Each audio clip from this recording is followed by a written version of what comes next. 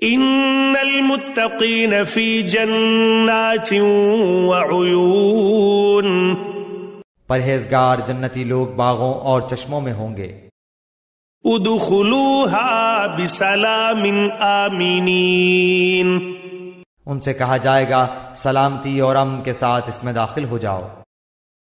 ونزعنا ما في صدورهم من غل اخوانا على سرر متقابلین، ان کے دلوں میں جو کچھ رنجش و کینہ تھا ہم سب کچھ نکال دیں گے، وہ بھائی بھائی بنے ہوئے ایک دوسرے کے آمنے سامنے تختوں پر بیٹھے ہوں گے۔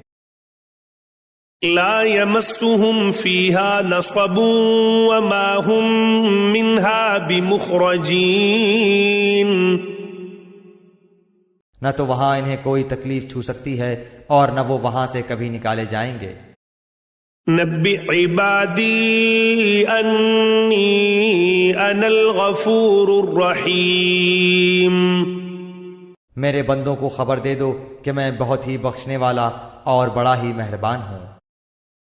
وَأَنَّ عَذَابِي هُوَ الْعَذَابُ الْأَلِيمُ، اور ساتھ ہی میرے عذاب بھی نہایت دردناک ہیں۔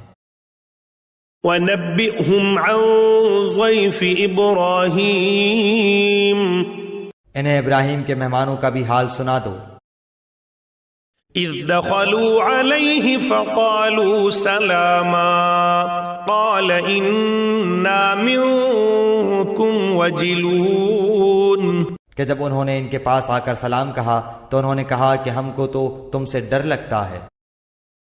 قالوا لا توجل انا نبشرک بغلام علیم، انہوں نے کہا ڈرو نہیں، ہم تجھے ایک صاحب علم فرزند کی بشارت دیتے ہیں۔ قال ابشرتمونی علی ان مسنی الکبر فبم تبشرون، کہا کیا اس بڑھاپے کے آ جانے کے بعد تم مجھے خوشخبری دیتے ہو؟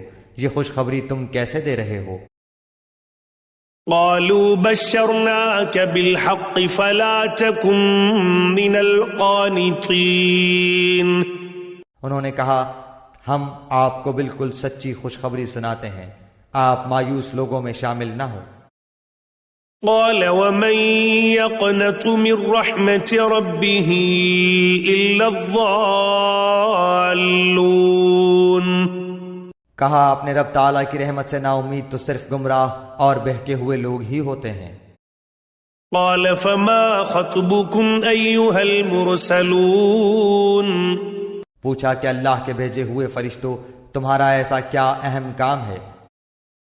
قالوا إنا أرسلنا إلى قوم مجرمين، انہوں نے جواب دیا کہ ہم مجرم قوم کی طرف بھیجے گئے ہیں۔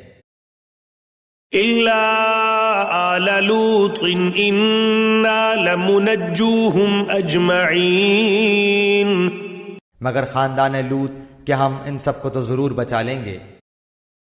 إلا امرأته قدرنا إنها لمن الغابرين، سوائے اس لوط کی بیوی کے کہ ہم نے اسے رکنے اور باقی رہ جانے والوں میں مقرر کر دیا ہے۔